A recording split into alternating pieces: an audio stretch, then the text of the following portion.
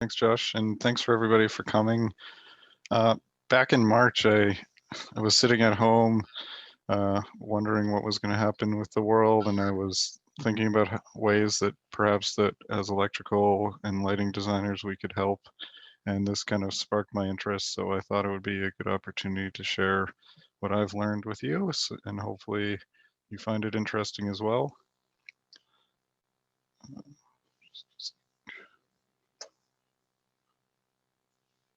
Just trying to change slides.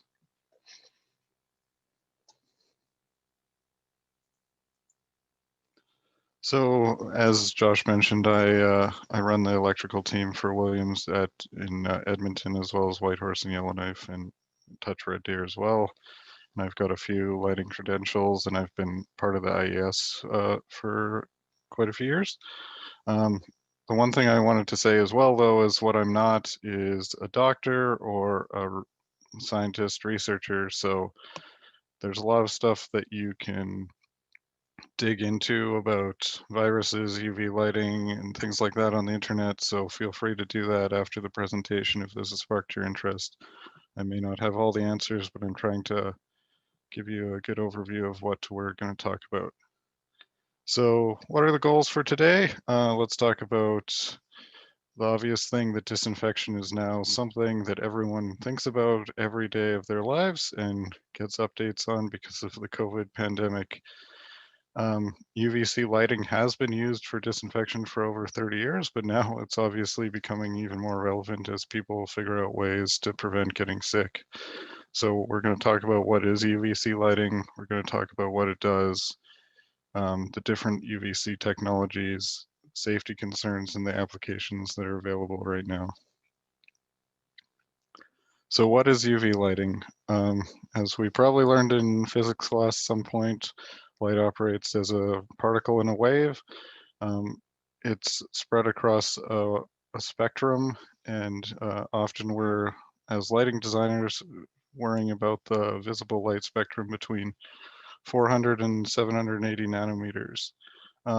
Today we're going to talk about the UV spectrum, which mostly falls within the 200 to 400 nanometer spectrum. UVA is the type of light that's deeply penetrating to your skin, and it causes the skin cancer effects and the aging of the skin.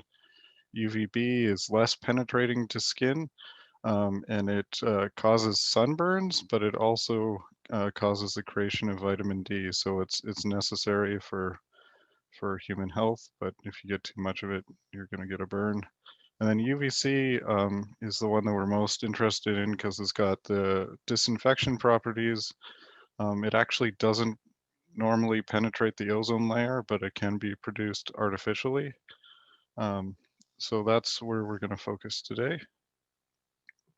So how does UVC lighting disinfect? Well, when the UVC light is exposed to a microorganism such as a virus or a bacteria, it's able to penetrate the DNA structure of the bacteria.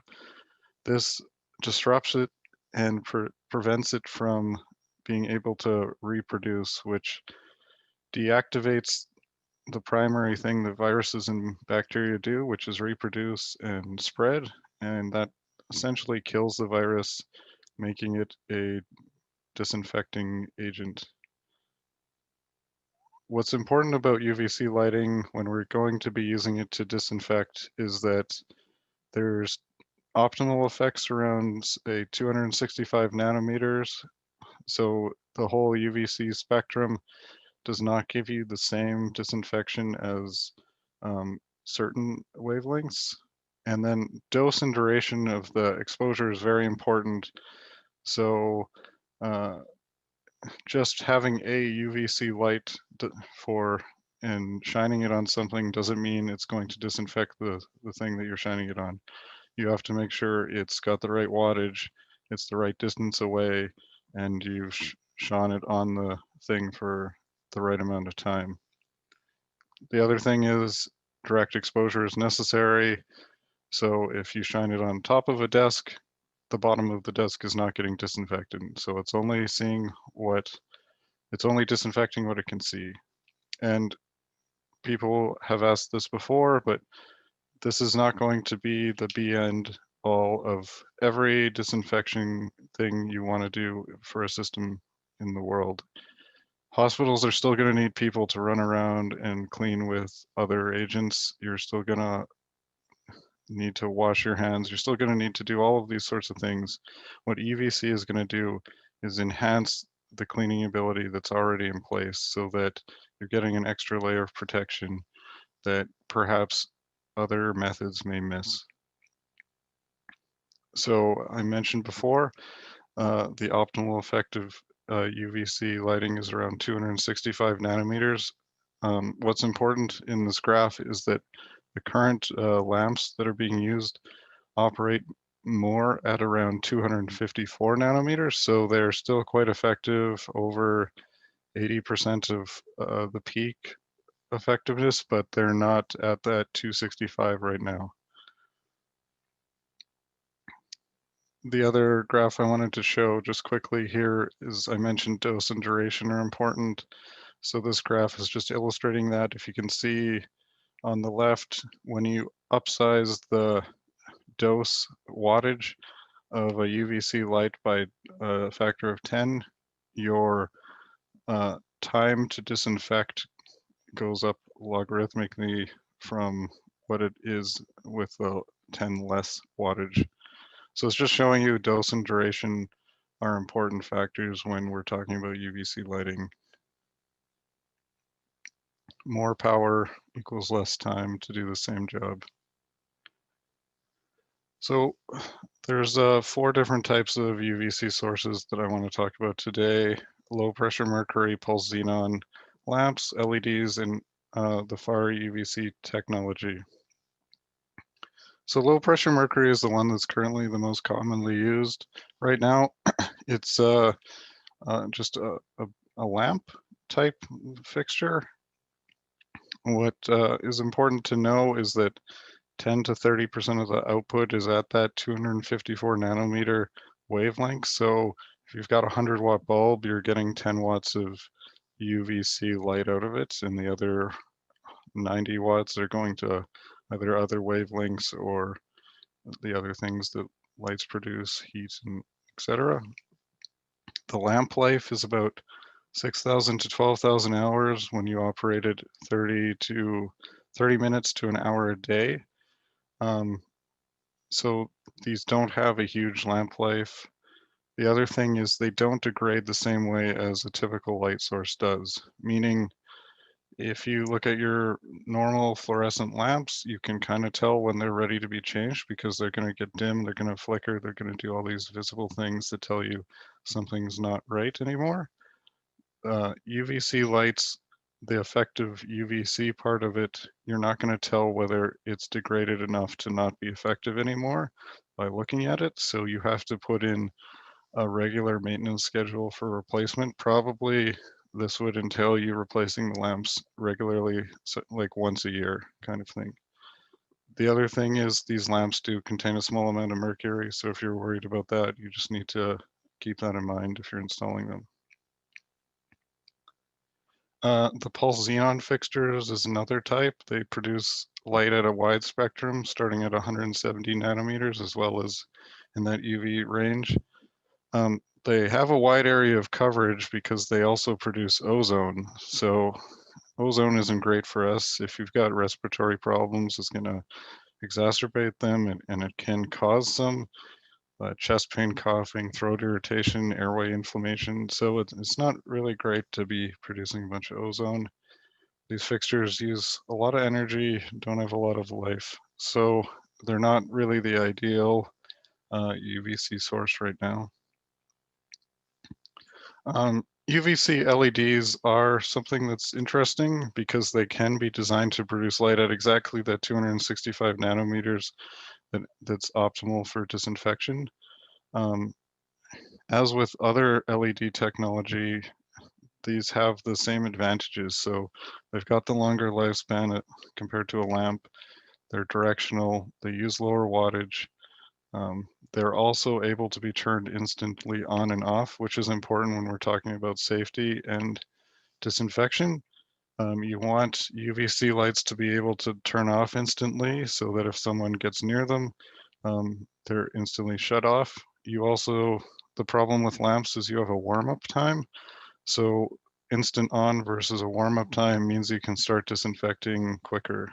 The other thing I wanted to talk about is how you operate the UVC LEDs is important. So the graph on the slide shows that if you pump the same type of LED with more amps, you're going to get more watts. But over time, your output of UVC light is going to degrade. Whereas if you give a steady amperage, a steady lower amperage, you're going to get a more steady output of the LED.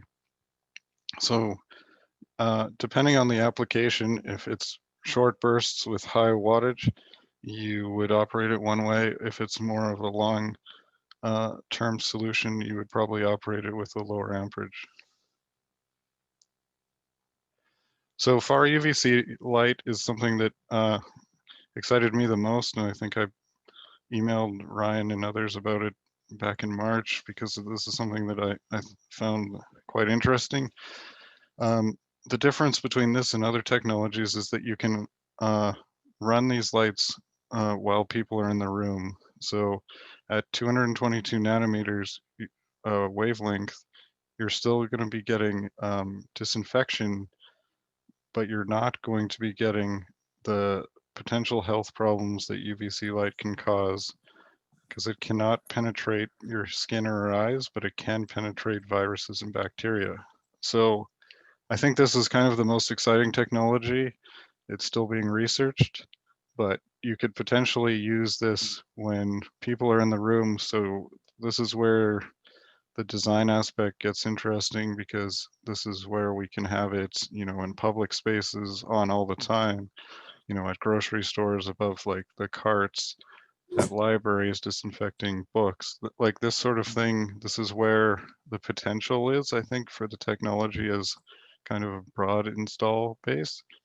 It's still being researched, but a lot of research has shown that it's safe. So it's interesting if this gets into the manufacturing stage and gets approved by various governments, etc. I think this is where the design world would really jump. The picture on the right is showing that with 2 millijoules per centimeter squared of 222 nanometer far UVC light, the H1N1 virus, which is the green, is almost completely eradicated.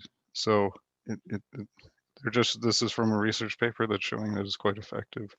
So I'm with actually quite low dosing. That's the other thing. So it's this is kind of the interesting technology, and I'm excited about where this is going to go if it gets proven to be safe long term.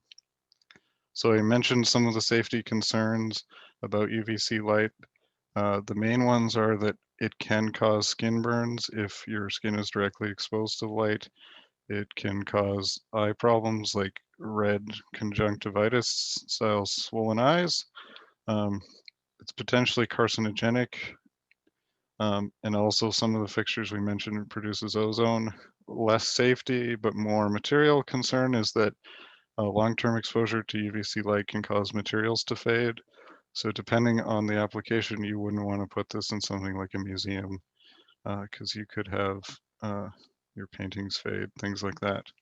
The positive with these safety concerns is that UVC light can't penetrate glass. So you could be looking at a UVC light through a window in a room and you would be fine.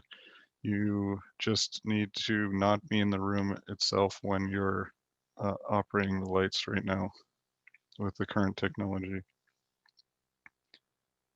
So the 3 applications we have are air, surfaces, and water. And I think air and surfaces are the main ones that we're going to get into.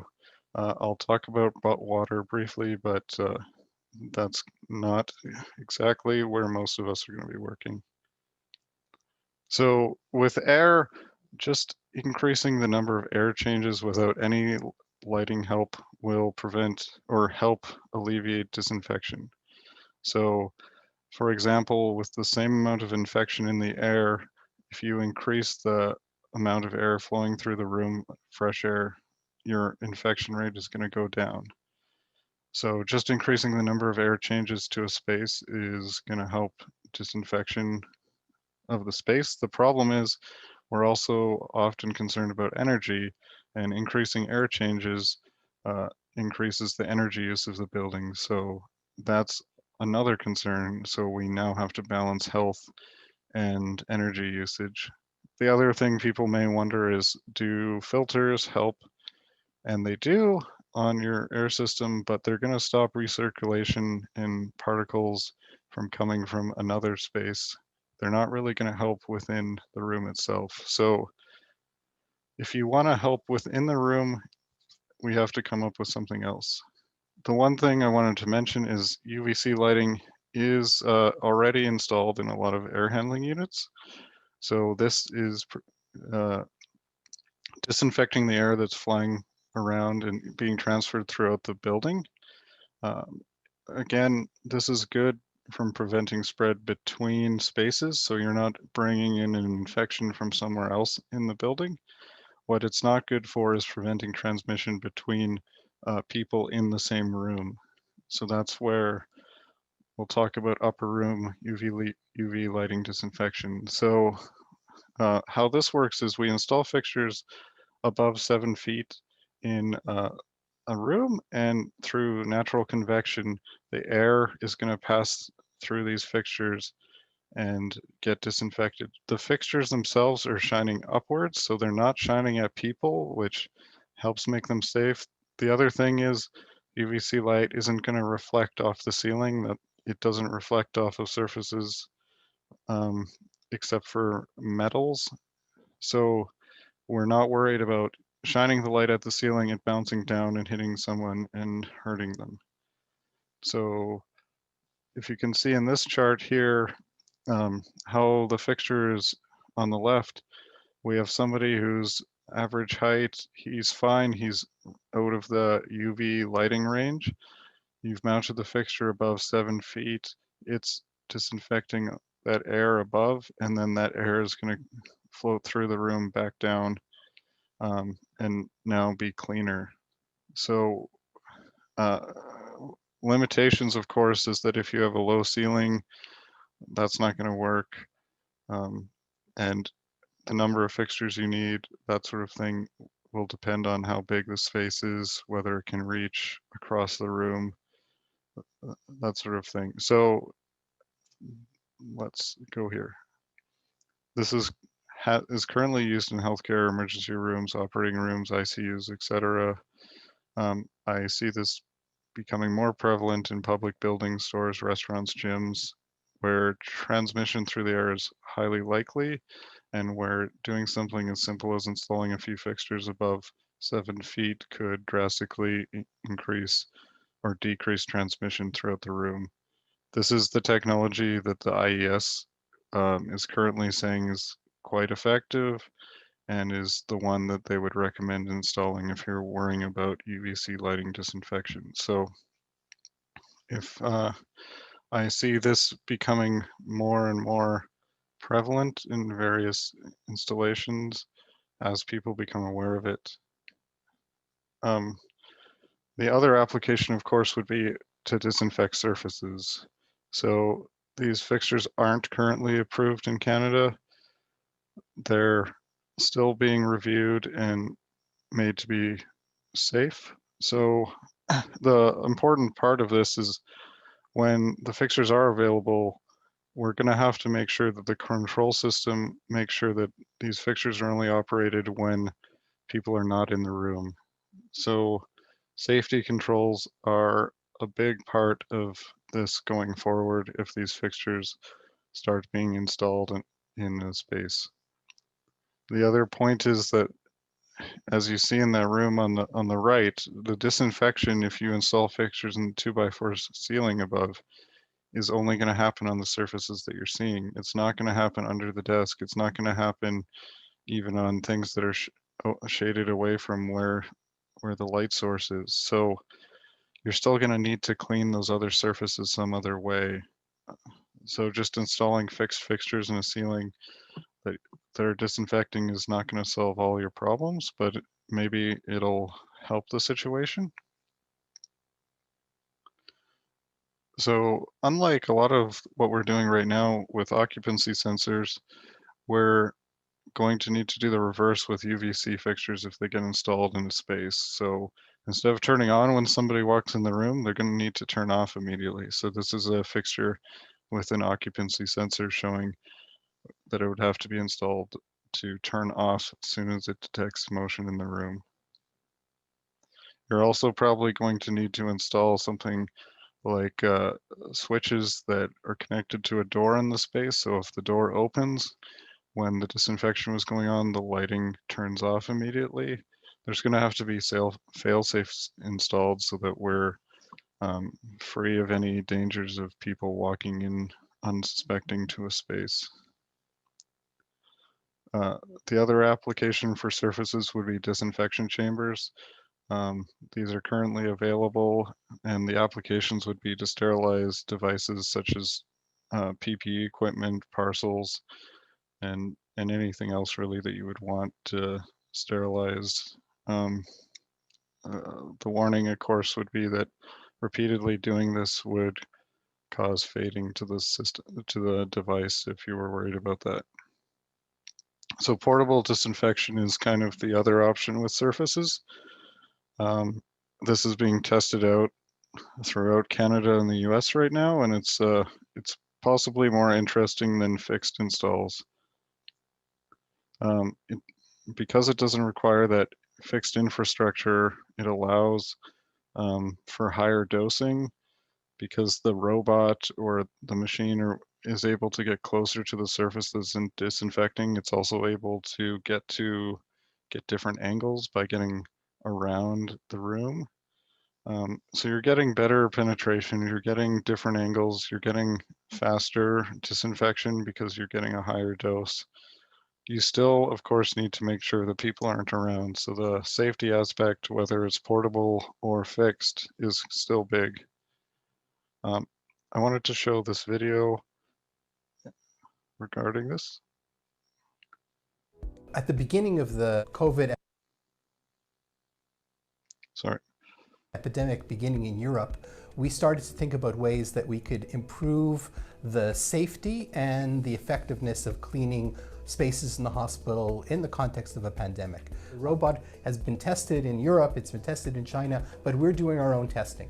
Please leave the room, close the door, and start the disinfection. So we've got indicators, bacterial indicators, and other things that we've put in a room that the robot is actually going to be cleaning. Then we measure what's going on, and we can show that the disinfection is at the standard that we want. We want to make sure that if a patient is in a room who's been sick, that there is no trace of whatever has infected the patient when another patient is brought into the room. So we need things that will literally blast the virus or blast the bacteria. Things like C. difficile, things like the coronavirus and other bacteria, other viruses, we need to be able to get rid of them completely. So for a normal cleaning procedure for a room, it could take up to an hour, let's say.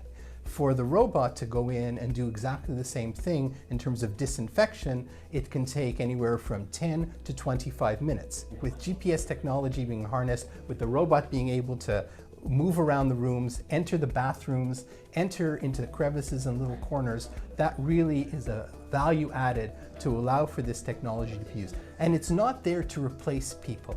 It's there to make people do their job better, in a safer way, and to be able to decongest our emergency rooms faster, to be able to move a patient who's discharged, clean the room faster, get another patient in, clean the operating rooms faster, get another patient in. So it'll save time, it'll decrease waiting lists, it'll improve hygiene, it'll be safer for our maintenance staff. It can be a game changer in terms of how our hospitals are run. Yeah, so I guess a couple of interesting things is this is happening at McGill University right now. They're testing this out. So they are testing in Canada. There's also tests being done in New York subway, various hotels, things like that. As you can see in the video, the robot doesn't move very quickly because still dose and duration is important. So it still has to make sure that every area that it's seeing, it's getting the right dose of UVC light to it. And the other thing you could see is that people were watching the robot through a window, so it's safe as long as you're not in the space that it's actually being operated in.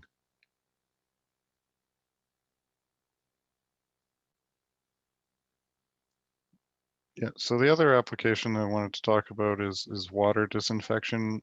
Some of you who camp probably have seen these tiny water purifiers. There's obviously bigger applications with regards to water treatment plants, things like that. So UVC's lighting has been used for a while in this application. The one thing that I just wanted to mention is that UVC light works great to purify clear liquids like water, but as your liquid gets cloudier and cloudier, it works less and less well. So things like coffee, even beer, are not going to work as well if you just stick one of these little guys in there to disinfect it. So in summary, UVC lighting is an important technology. I think it can be a useful way to help combat the viruses and bacteria that we're currently dealing with right now. As research continues, as the government learns more about it, deems that this is safe, the requirements for us as lighting engineers are going to increase, and we're going to have to design this into our projects. There's a variety of application and lamp types that work currently and are being researched more. As I mentioned a few times, dosing and duration is always important when you're doing designs, and safety cannot be overstated when we're going to be designing a system that potentially has harmful impacts if used incorrectly. The other thing I wanted to mention is that AGI is currently designing software so that you can design UVC lighting, but it's not out there yet. So that's coming eventually, but we still have to wait. So designing the systems right now is a bit more challenging than just a simple lighting calc. Thanks everybody for listening. I hope you enjoyed it, and let me know if you've got questions. And I'm sure a few of you have comments about things I didn't talk about or know more information. Thanks. Thanks, Ben. That was good. I think it answered a lot of the questions that I had, just because I haven't had time to dig into it. I do have one question to start off. There are some manufacturers that are using like a 400 nanometer like purple light, and they say that it's safe for occupancy. And I'm wondering if there's been any studies that show the effectiveness of how well this actually disinfects, or if it's kind of just a marketing scheme. Yeah, I did look at that, the like Indigo Clean and similar. So I looked at their websites. What they're not claiming is they're not claiming to kill viruses.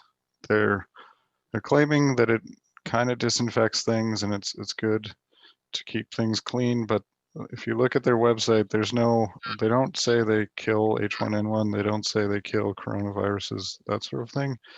So because they're not making that claim, I'm thinking they haven't proven it. Maybe they will eventually.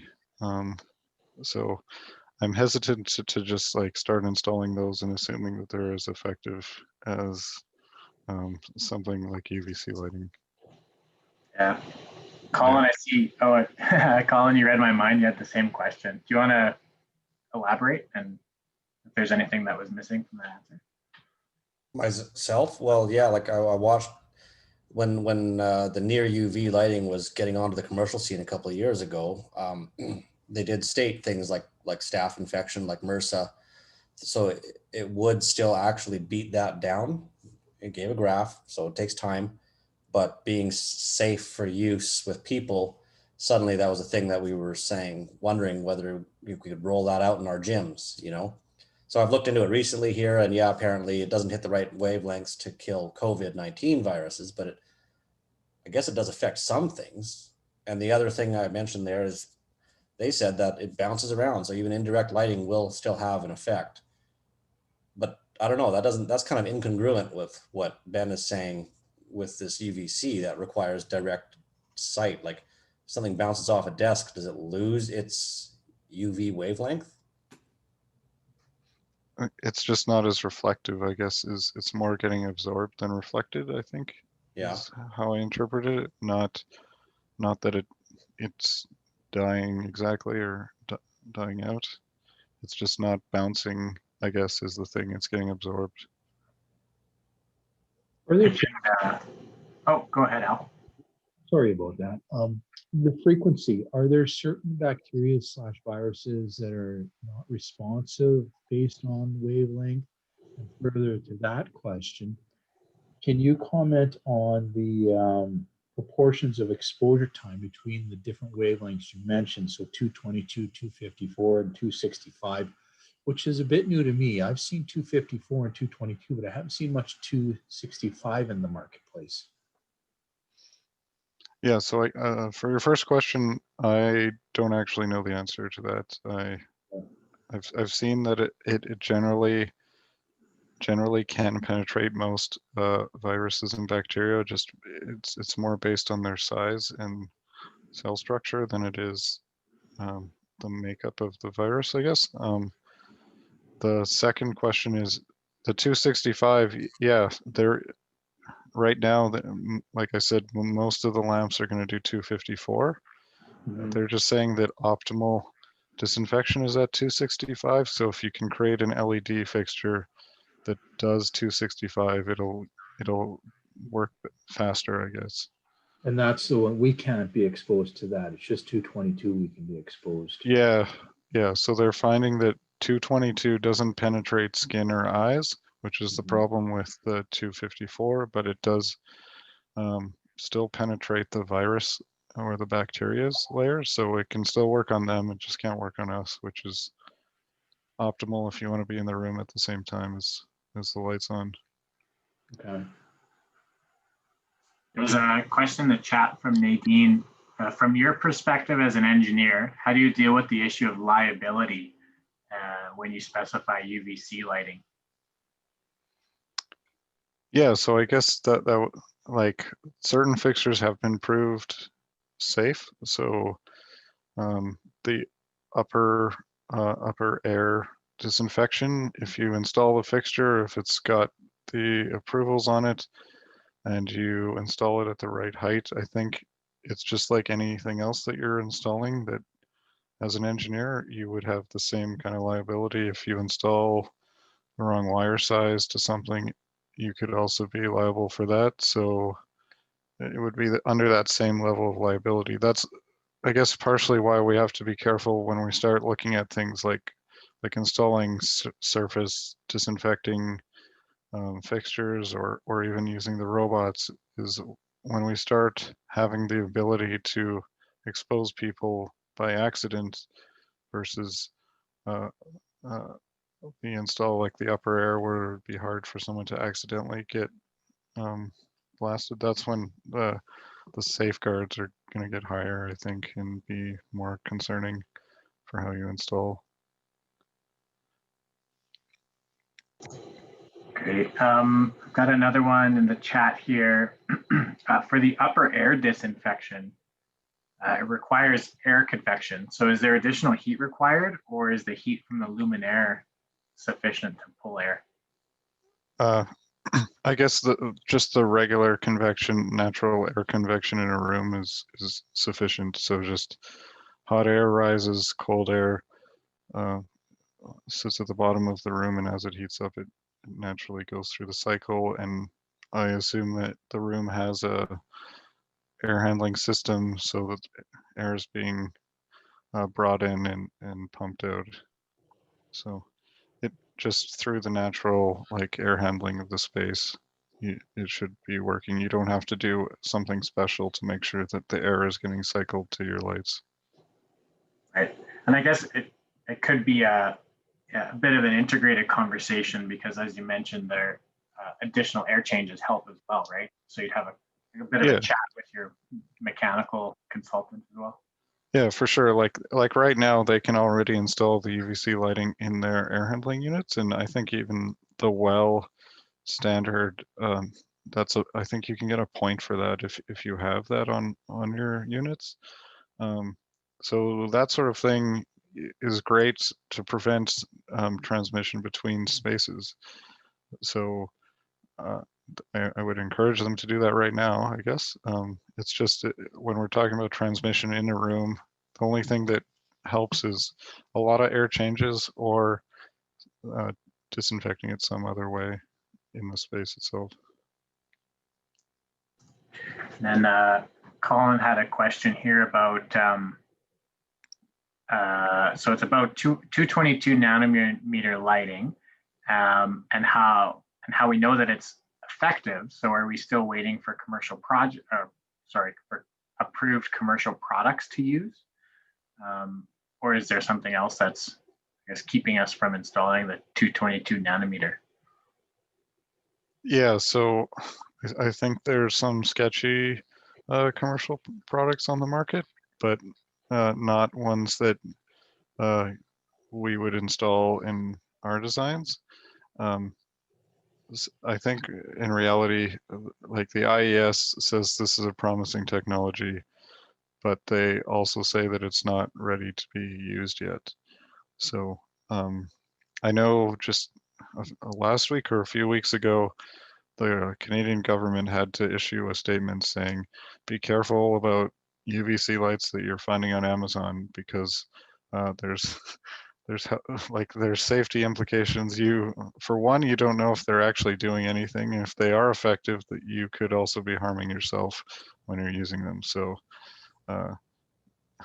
this isn't as easy as a flashlight type deal. So that's kind of the difference, is the safety aspect. Follow-up question. So, so in theory, what damage would it make? Would it give you a sunburn?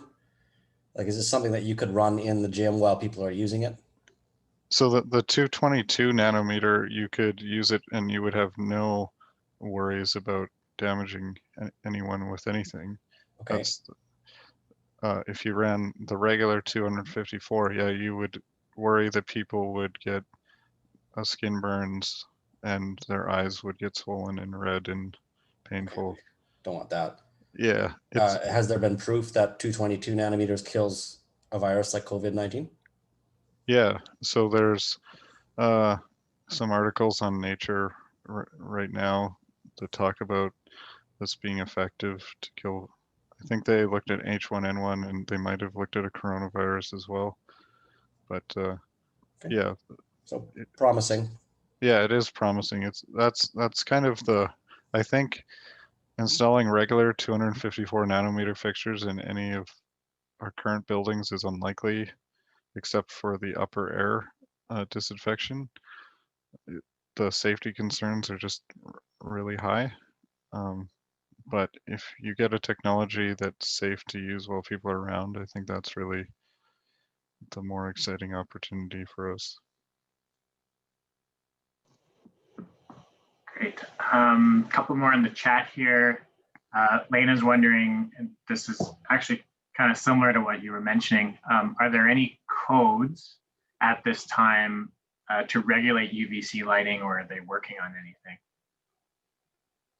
So I think like Ryan was talking about this, actually, like trying to get, they have the fixtures, but trying to get them approved is, I think I forget what he said. They have to go through the pest management approval process. Yeah. It's so for fixtures that claim to sanitize, they fall under the Pest Management Regulatory Agency. This is Canada only, by the way. We're the only country in the developed world, I think, that has a lot of these regulations. If a product claims to disinfect or sterilize, it falls under medical devices. And the pest management is about a year or so. I would imagine medical would take even longer than that.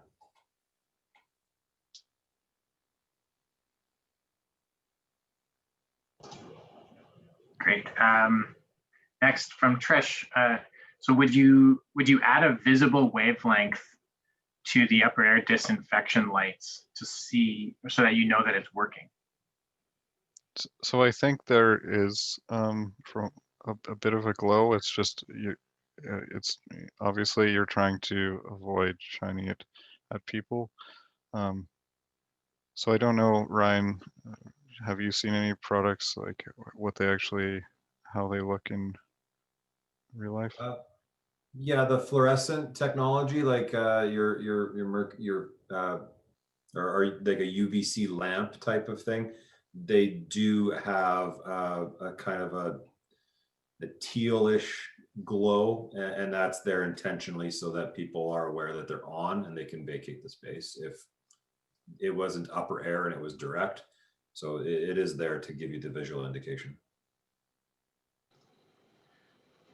So that's kind of interesting. Like you mentioned that the actual part of the wavelength that's working, we can't see.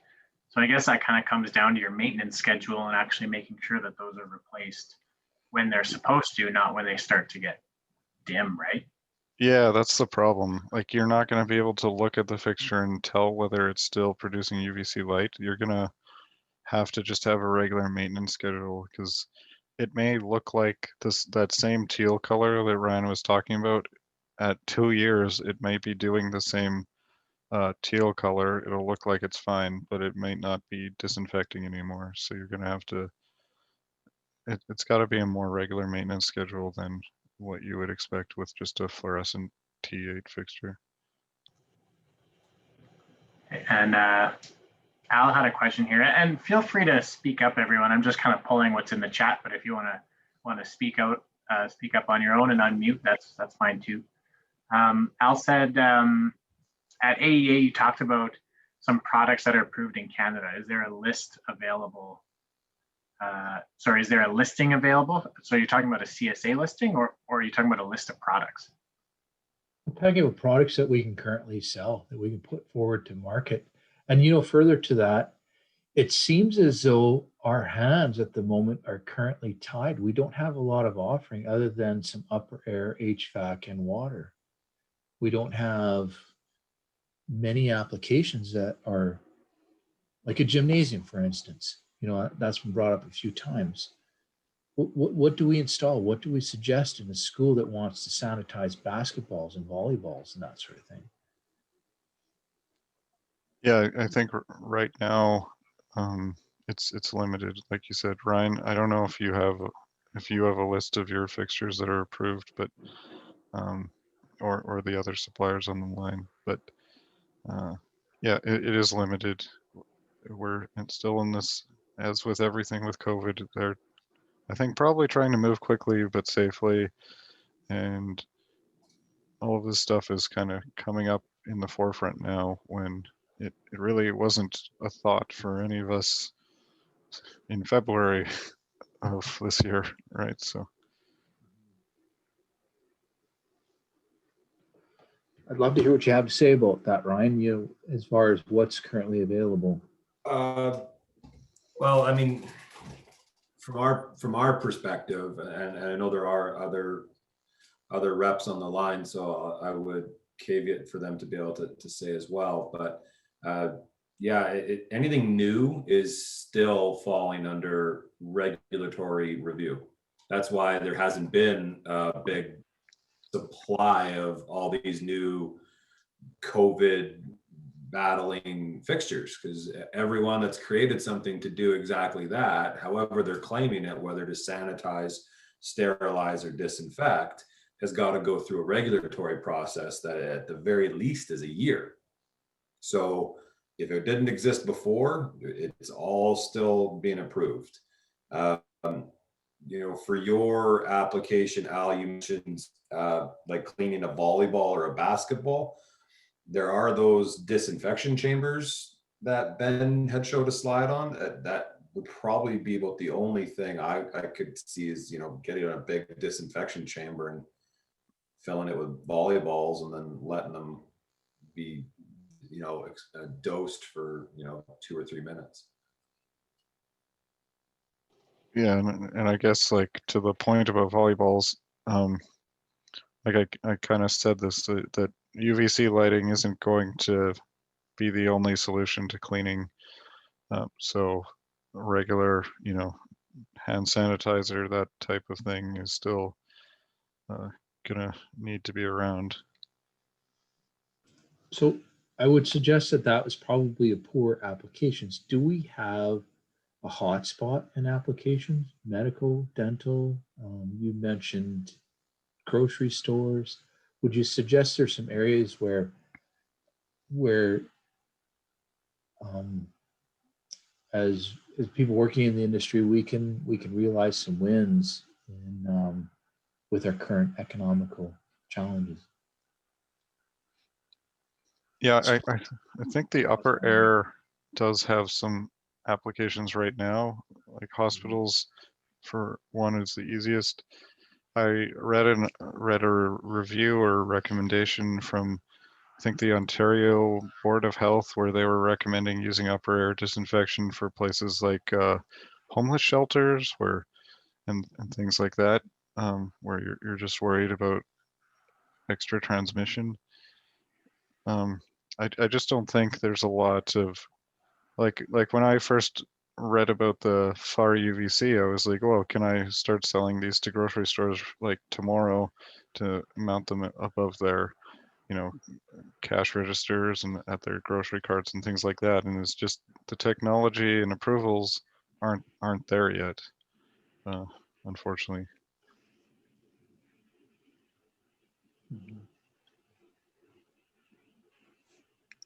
Nadine had a comment in the chat here that a lot of the new fixtures coming out actually have safety indicators that show whether the UVC mode is on or off. That's cool.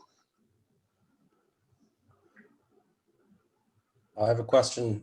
Does UVC light, does it reflect off mirrors? So say if we were to install an upper air convection system in a gym that has floor to ceiling mirrors, are we risking bouncing that around and getting that onto people? I actually don't know the answer to that, to be honest. I've heard through some of the webinars that I've had, or that I've been on, sorry, that there is potential risk. So I don't think anybody wants to say definitively no, but that it is something that you do need to be cognizant about a material. If it's highly reflective, you might not want to use it. Okay, so you'd almost want to paint over or black out the area of the mirror that the light is on, maybe. But it's we know for sure it reflects off of metal. So if you've got a lot of ductwork, conduits, exposed structure, I guess there would be a risk that it would bounce off of that and come down. I mean, it would be the wattage of that would be much, or the power, I guess, would be much less. But I guess there's still a risk of that. I don't even think painting a mirror would help, because it would go through the paint and hit the metal and bounce right back out. Yeah, What? there's definitely risks It'd still. go through the paint? So I can't, Ben, did you mention it goes through surfaces or just hits them and dies? Yeah, it's just absorbed. I believe. Oh, okay. It's yeah. Like it just doesn't reflect. It gets absorbed. I believe that's how. Also, maybe part of this AGI development that comes out will maybe take that into account if you assign reflectivity values. Yeah, you'll have to define your surfaces to make sure you know what you're going off of. Oh, that's scary. Yeah. I'll have to pull out my old electromagnetic physics textbooks and brush up on all of that theory. Yeah.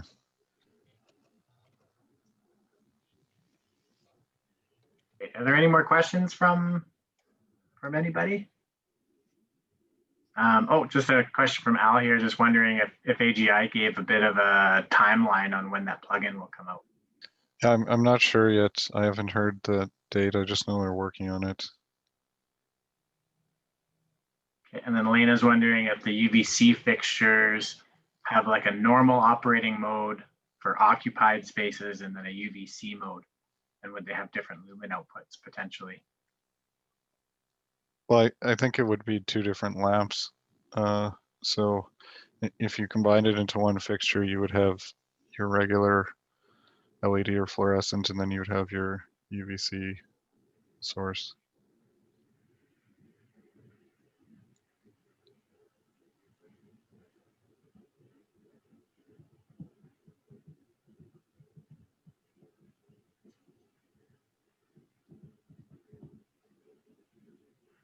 Perfect. Any other questions from anybody? I know we got a bit of a small, intimate group here. Weren't sure how many people would be able to make it, but this was great. Any more questions? Going once, twice. Yeah, I want to thank Trish for coming. I guess the unfortunate thing is that the takeaway is there's no commercial products available right now. So there's nothing we can buy, but well. Yeah, exactly. Well, thanks, Ben. That was very helpful and well researched, and looks like you went through a lot of good documentation to put that together. So I appreciate it. Thank you. Thanks for everybody for coming out. Trish is wondering if Ben, if you could send out your email, if you have your email address. Is it on any of the slides here, or? No, I'll just put it in the chat if somebody wants to steal it. Yeah. Perfect. Great. So that's in the chat. And Josh, do you have the link for the lighting awards for voting? Oh, I do. I'll throw that in the chat as well. We're going to send out a bit of a reminder email to our membership and mailing list to let them know that we've extended the voting. But I threw the link in there for the online voting form. But yeah, thanks for reminding me, Elena. It's really great to take a look at all of the cool projects that happened around the city over the past year. And yeah. So with that, I guess the event is officially done, but feel free to stay on and chat with people if you want to network or catch up with anybody. That's okay too. I'll stick around for a little bit as well, but feel free to head out. Thanks, everyone. Have a good night. Thanks for listening. Thanks, Ben. All right. Great job, Ben. Thanks, Ryan. Yeah, man. Looks like you got a fan there. Well-balanced perspective and intelligent response. How's that? All right. Yeah.